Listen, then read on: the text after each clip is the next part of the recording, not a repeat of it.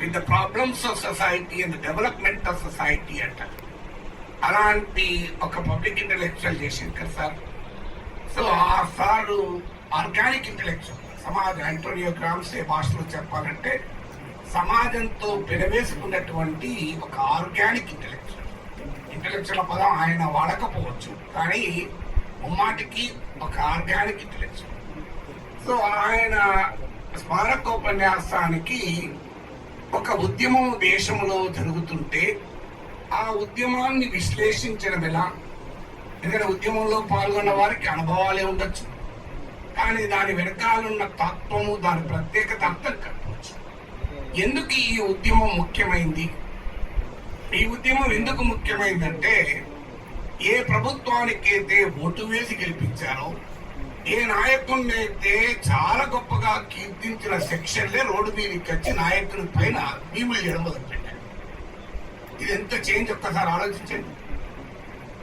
ఏ సమాజంలో ఏ సెక్షన్ల ప్రజానికి, ఏ యువతరంలో ఎక్కువ మంది ఏ నాయకుడిని అయితే కీర్తించారో ఆ నాయకుడిని ప్రశ్నిస్తూ ఇవాళ నిరసనలో పాల్గొన్నారు.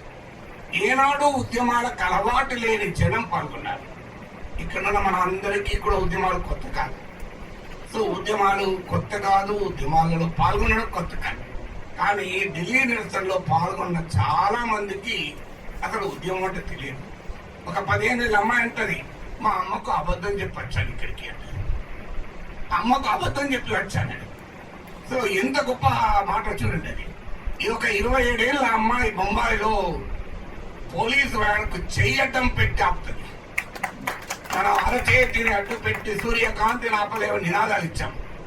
నినాదాలు కాదు, అరచేతిని అడ్డు పెట్టి పోలీసు వ్యాన్ ఆపింది.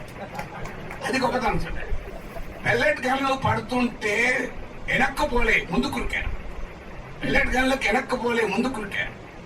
నేను చిన్నప్పుడు యూనివర్సిటీలో నినాదాలు ఇచ్చాం. జీనా హైతో మరణా సీకో, కదం కదం పర్ లడ్నా సీకో. బతకాలంటే చవడం నేర్చుకోవాలి, అడుగడుగున పోరాటం నేర్చుకోవాలంటే. ఒకవైపు పెల్లెట్ గన్లు పడుతుంటే ముందు కురికిన జనం చూశాం. రాత్రి 11 గంటలకు ఉద్యమానికి ప్రతినిధులుగా ఉన్నవారు ఇక మాకు ఆహారం పంపకండి, వృధా అవుతుంది అని చెప్పాల్సి వచ్చింది. ఎందుకంటే దేశవ్యాప్తంగా ప్రజలు స్వచ్ఛందంగా స్విగ్గీలో జొమాటోలు ఆర్డర్ ఇచ్చారు. అడ్రస్ లేదు, జంతర్ మంతర్లు ఆర్డర్ ఇచ్చారు అంతే. వీళ్ళు వెళ్ళి జంతర్ మంతర్లు ఇవ్వండి, ఏమన్నా ఎవరికైనా ఇవ్వండి. వాళ్ళు అప్పుడు ఎన్నో చేశారు, మాకు వాలంటీర్లకు ఇక అవసరం లేనంత ఎక్కువైపోయింది. అసలు ఎక్కడ రాజకీయ పార్టీలు బిర్యానీ పొట్లం మందు బాటిల్ ఇస్తే కూడా జనం రాని కాలంలో జనం రోడ్ల మీద కచ్చిపోరాడారు. సో అంతటి పోరాటాన్ని ప్రదర్శించినటువంటి ఉద్యమం ఇది. ఏమవుతుంది రేపు నాకు తెలియదు. ఏమో అవుతుందని మనం అందరము దాన్ని ఆస్వాదించలేదు, ఆహ్వానించలేదు. ఏమి జరుగుతుందో నాకు తెలియదు, కానీ ఒక క్లైమేట్ ఆఫ్ ఫియర్ ను చేరించింది, కల్చర్ ఆఫ్ ఫియర్. ఒక నినాదానికి లక్షలాది మంది కదిలారు.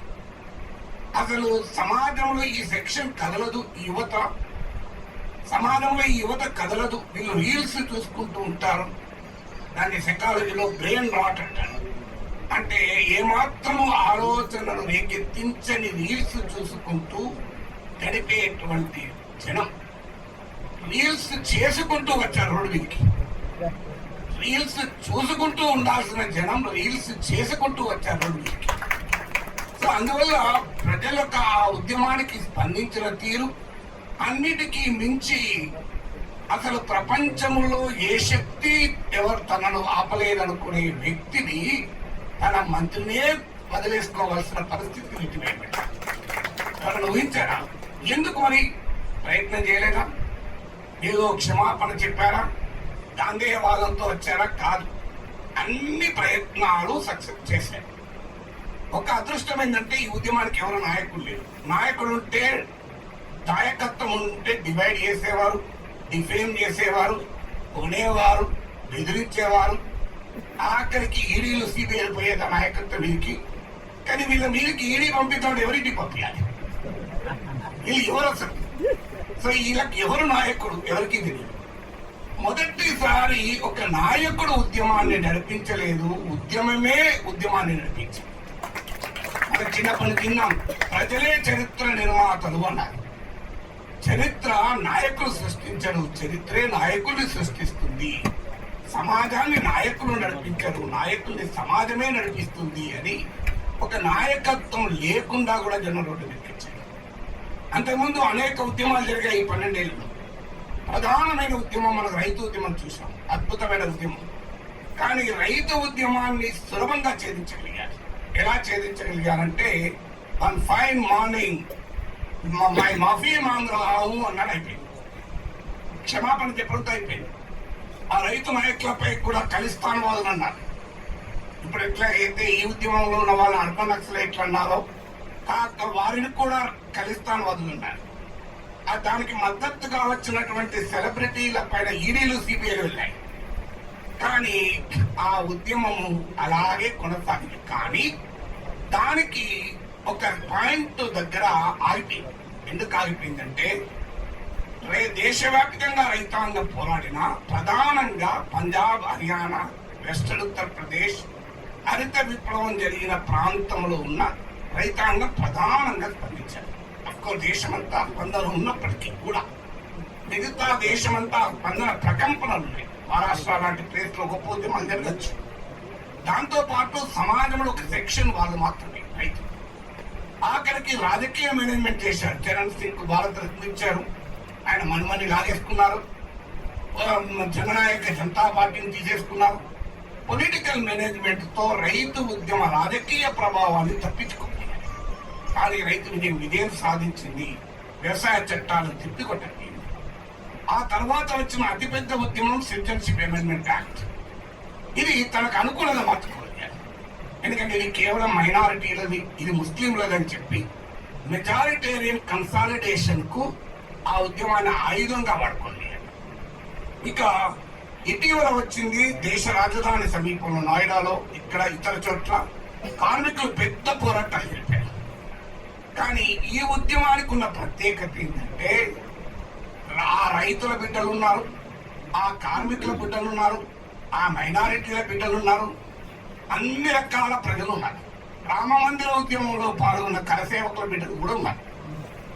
అందుకే ఏమీ చేయలేని పరిస్థితి తీసుకొచ్చారు. అప్పుడు ఈ ప్రభుత్వం దిగిరాక తప్పలేదు. అందువల్ల ప్రభుత్వం ఏదో డెమోక్రటిక్ అకౌంటబిలిటీతో, ప్రజాస్వామిక స్ఫూర్తితో దిగి వచ్చినటువంటి పొరపాటు.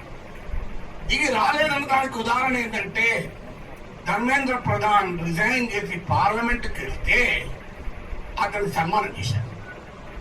ఏది గొప్ప స్వాతంత్ర పోరాటంలో పాల్గొనొచ్చావని నాకు ఆశ్చర్యం వేస్తుంది. మన చిన్నప్పుడు కడగ తిక్కరాలో పాట చదువుకున్నాం.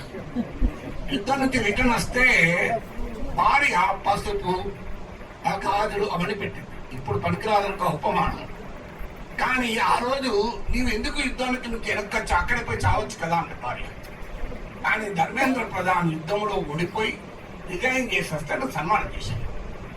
ఎందుకు సన్మానం చేశారంటే, మేము ఓడిపోలేదు, మేము ప్రజాస్వామిక జవాబుదారితనాన్ని ప్రదర్శించలేదు, రాజకీయ వ్యూహంలో భాగంగా మాత్రమే వ్యవహరించామని చెప్పారు. అంటే ఏ అకౌంటబిలిటీ కొరకైతే అంత పెద్ద ఉద్యమం జరిగిందో, ఆ accountability is not, just only in form, not in content. అందువల్ల ఉద్యమం స్వభావము చెప్పాను, ఉద్యమానికి స్పందన చెప్పాను. ఇక క్వశ్చన్ ఏమొస్తుందంటే, ఇంత పెద్ద ఉద్యమం ఎందుకు వచ్చింది? మీరు చాలా ఈ ఉద్యమం జరుగుతున్న సమయంలో చూసి ఉంటాను. నేను నేను ఆ ఉద్యమం హైదరాబాద్ లో జరిగిన నిరసనలో పర్సనల్ గా పాల్గొన్నాను. ఇందిరా పార్క్ దగ్గర నేను పాల్గొన్న లెక్క సంఖ్య, ఉద్యమాల సంఖ్య, పోరాటాల ధర్నాల సంఖ్య తీస్తే బహుశా నా భార్య పిల్లలతో కూడా అన్ని చోటుకి వెళ్ళి ఉంటుంది. అన్నిసార్లు వెళ్ళాను. కానీ ఎప్పుడు కూడా ఆ సెక్షన్ చూడలేదు. యంగ్ సెక్షన్, చాలా ఎనర్జీ, అడుగడుగున ఎనర్జీ. రాజకీయ నాయకులు చూస్తుంటారు, మీరు గట్టిగా సపోర్ట్లు కొట్టి ఆమోదం తెలపండి అని. కానీ అప్పటి కూడా ఆమోదం తెలపకపోతే ఇంకా సపోర్ట్లు కొట్టవా అంటుంది. కానీ జనం వద్దన్న నినాదాలు ఇచ్చారు. ఎందుకంటే ఆ కోపం ఇగ్నైట్ చేసింది, యాంగర్ ఇగ్నైట్ చేసింది, స్లోగన్స్ సస్టైన్ చేశాయి. క్రౌడ్స్ విజిబిలిటీని పెంచింది. కానీ ఎందుకు విజయం సాధించిందంటే ధర్మం ఇటువైపు ఉంది. మహాభారతంలో పాండవుల సైన్యం చాలా చిన్నది కౌరవుల సైన్యంతో పోలిస్తే. పాండవుల వైపు ఉన్న వీరులు తక్కువే కౌరవుల వైపు ఉన్న వీరులు. మరి ఎందుకు గెలగలిగారు పాండవులు? ఇందులో ఎవరు పాండవులు ఎవరు కౌరవులు నేను చెప్పడం లేదు, ఎందుకంటే అదో పెద్ద సమస్య మళ్ళీ. కానీ ఒకటి మాత్రం నిజం, ఎందుకు గెలవగలిగారంటే ధర్మం ఎటువైపు ఉంటే అటువైపు గెలుస్తుంది. అందువల్ల హిందుత్వవాదులకు కూడా నా అపీల్ ఏంటంటే, అయ్యా హైందవమే చెప్పింది ధర్మం ఎటువైపు ఉంటే అటువైపు గెలుస్తుంది. ఎంతటి బలవంతుడైనా ధర్మం ముందు ఓడిపోవాల్సిందే. భగవంతుడు కూడా ధర్మం చెప్పినట్టు వినాల్సిందే. అదే జరిగింది. నరేంద్ర మోడీ కూడా ధర్మం చెప్పినట్టు వినాల్సింది. అందువల్ల ఎందుకు ఈ మాట చెప్తున్నట్టు, మరి ఏంటి దీని వెనకాలని కారణం ఏంటి? ఈ ఉద్యమ సమయంలో మీరు చాలాసార్లు వింటారు, వీళ్ళంతా నీట్ ఎగ్జామ్ రాసిన వాళ్ళ, ఆ వయసు వాళ్ళే కాదు కదా, అసలు ఇందులో చాలా మందికి నీట్ అంటే తెలియదు కదా. ఇది కనుక నేషనల్ మీడియా చూస్తే, ఇంగ్లీష్ హిందీ మీడియా, అర్నబ్ గోస్వామి లాంటి వాళ్ళని చూశారనుకోండి, వాళ్ళు రోజు అర్నబ్ గోస్వామి, నవికా కుమార్, రాహుల్ శివశంకర్, ప్రణయేష్ కుమార్, వీళ్ళంతా ఒక చాల్తీ ఉన్నది. ఇక రోజు పొద్దున్న లేస్తే, ఈవినింగ్ పొద్దున్న లేస్తే సాయంత్రం లేస్తే ఇక చర్చ అంతా ఏంటంటే ఇందులో నీట్ ఎగ్జామ్ రాసిన వాళ్ళు ఎవరు ఉన్నవా. సో ఇది గొడవ. ఎందుకు ఈ ఉద్యమాన్ని బ్లేమ్ చేస్తాడు? వీళ్ళంతా అపోజిషన్ ని, విదేశీ నిధులని ఎన్ని చెప్పాలో అని చెప్పారు. కానీ లెఫ్ట్ లిబరల్స్ అని అన్ని రకాలుగా చెప్పారు. కానీ ఎందుకు మరి నిజమే కదా, అది కరెక్టే కదా, వాళ్ళంతా మన నీట్ రాసిన వాళ్ళు కాదు, ఆ ఏజ్ గ్రూప్ కూడా కాని వాళ్ళు ఉన్నారు, హైయర్ ఏజ్ గ్రూప్ కూడా. మరి వీళ్ళందరూ ఎందుకు దేని కొరకు వచ్చారు అంటే, NEET was only a trigger. అసలు విషయం ఏంటంటే, దేశంలో ఉన్నటువంటి ఈ ఉద్యమానికి ఉన్న పొలిటికల్ ఎకానమీ అర్థం చేసుకోవాలి. ఏంటి పొలిటికల్ ఎకానమీ? అది అర్థం కావాలంటే మొదటి డెమోగ్రఫీ అర్థం కావాలి. ఇప్పుడే కాదు, మీకు 2013లో United Nation Development Programme Human Development Report లో మాట్లాడుతుంది. యుఎన్డిపి అరబ్ స్ప్రింగ్స్ గురించి మాట్లాడుతుంది.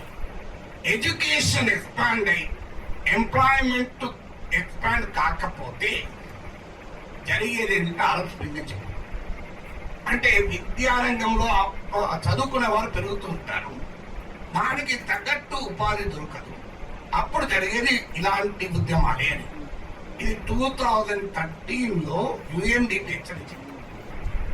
మరి ఇవాళ జరిగింది ఏంటి?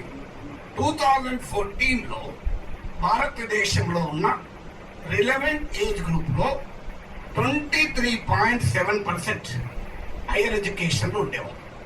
Massive expansion higher education.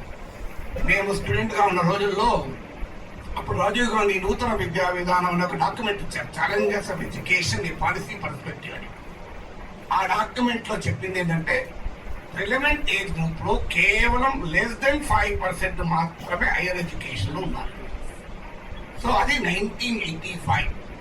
2014కి వచ్చే వరకు అది 23.7% పెరిగింది. ఇప్పుడు 2026కి వచ్చే వరకు 30% తగ్గింది. అంటే more and more children are studying higher education. అది నాణ్యత ఎంత ఉంది, ప్రమాణాలు ఎంత ఉన్నాయి తర్వాత చర్చాలి. కానీ అట్లీస్ట్ డిగ్రీలు తీసుకుని పెట్టుకోండి. కానీ దేశంలో గ్రాడ్యుయేట్ అన్ఎంప్లాయ్మెంట్ 40%. Graduate unemployment 40%. ఎందుకుంది? ఎకనామిక్ గ్రోత్ కు ఎంప్లాయ్మెంట్ కు మధ్య ఉన్న లింకు తెగిపోయింది. మనం అనుసరించినటువంటి గ్రోత్ మోడల్లో ఉన్న లోపం ఏంటంటే, job less growth, job loss growth గా మారింది. ఎంప్లాయ్మెంట్ ఎలాస్టిసిటీ అంటారు ఎకనామిక్స్ లో. అంటే 1% జీడిపి పెరిగితే ఎంప్లాయ్మెంట్ ఎంత పర్సెంటేజ్ పెరుగుతుంది. ఆ relationship between GDP growth and employment growth ను ఎంప్లాయ్మెంట్ ఎలాస్టిసిటీ అంటారు. 1980లో ఇండియాలో ఎంప్లాయ్మెంట్ ఎలాస్టిసిటీ 0.5%. అంటే 1% జీడిపి పెరిగితే 0.5% ఎంప్లాయ్మెంట్ పెరిగింది. ఎర్లీ 2000 వచ్చే వరకు అది 0.3% పడిపోయింది. అంటే 1% జీడిపి పెరిగితే 0.3% మాత్రమే ఎంప్లాయ్మెంట్ పెరిగింది. 2026 I'm just quoting international labour organisation data, ILO data, 0.16% పెరిగింది. అంటే 0.5 నుంచి 20 ఏళ్లలో 0.3 దాదాపు సగమైంది. మరో 20 ఏళ్లలో 0.16 పెరిగింది. ఇది మీకు పొరుగున్న దేశాలు చూద్దాం. Bangladesh and Vietnam employment elasticity 0.3%. China and Indonesia 0.4%. Philippines 0.5%. అంటే ఏం జరుగుతుంది దేశంలో? నేను రెండు రకాల గణకాలించాను. ఒకటి హైయర్ ఎడ్యుకేషన్ ఎక్స్పాండ్ అవుతుంది, మరోవైపు ఎకనామిక్ మోడల్ ఆ గ్రోత్ కాస్త మీకు ఉద్యోగాలుగా మారడం లేదు. దీని ఫలితమే ఇవాళ యూత్ లో ఉన్న ఫ్రస్ట్రేషన్. ఇది మొదటి రీజన్. ఎందుకు ఫ్రస్ట్రేషన్ అంటే క్లాస్ రూమ్ నుంచి క్యారీలకు ట్రాన్సిషన్ అనేది ప్రశ్నార్థకంగా మారిపోయింది. క్లాస్ రూమ్ టు మీకు క్యారియర్ ప్రశ్నార్థకంగా మారినప్పుడు యూత్ లో ఉండేటువంటి ఫ్రస్ట్రేషన్ అంతా ఇంత కాదు. సో అందువల్ల మొదటి ఫ్యాక్టర్, ఇంత జనం రావటానికి నీట్ తో సంబంధం లేదు. నీట్ ఒక ట్రిగర్, డెఫినెట్ గా ట్రిగర్. ఆ ట్రిగర్ కూడా ఎందుకు వచ్చిందో చెప్తాను. కానీ దీని లోతుల్లోకి వెళ్ళి చూస్తే ఎకానమీలో ఉన్నటువంటి ఒక ప్రమాదకరమైనటువంటి ట్రెండ్, అలాంటి వాళ్ళు ఎన్నో రోజులుగా చెప్తున్న ట్రెండ్. ఎందుకు ఇది? మరోవైపు దేశంలో యూత్ సంఖ్య పెరుగుతుంది. ఇవాళ ఇండియాలో ఎవరేజ్ ఏజ్ గ్రూప్ 29 years, సగటు భారతీయుని వయసు 29 చైనాలో 37 years, అమెరికాలో, చైనాలో. జపాన్లో అయితే మోర్ దెన్ 45 years. అంటే మిడిల్ ఏజ్ లో జపాన్, చైనా, అమెరికా ఉంటే మనం 3 మీసాల యవనంలో ఉన్నాం. బై 2030 ఇండియాలో 29 years లోపు ఉన్న వాళ్ళు 39% ఉంటారు. 39%. అంటే ప్రతి 10 మందిలో మీకు 4 బిలో ఏజ్ 30 ఉంటారు. అంటే జెన్ ఆల్ఫా, జెన్ జీ కలిపి. సో ఇంత పెద్ద సెక్షన్ ఉంది. ఇప్పుడే కాదు, 11th 5-year ప్లాన్ చాలా ఏళ్ల క్రితం హెచ్చరించింది. India has a demographic dividend. If it is not properly utilised, it will result in a demographic nightmare అని చెప్పింది. ఎంత అద్భుతంగా అయిపోయింది 5-year plan document. 11th plan document ఇప్పుడు కాదు, ఇప్పుడైతే 5-year ప్లాన్స్ ఏదో అనుకోండి. సో ఎందుకు ఇది డెమోగ్రఫిక్ డివిడెండ్ అంటే ఏంటంటే working age population, dependent population. అంటే దేశంలో ఎంతమంది పనిచేసే వయసు ఉన్నారు, ఎంతమంది వారిపైన ఆధారపడుతున్న వాళ్ళు. డిపెండెంట్ పాపులేషన్ తక్కువ ఉంది, వర్కింగ్ పాపులేషన్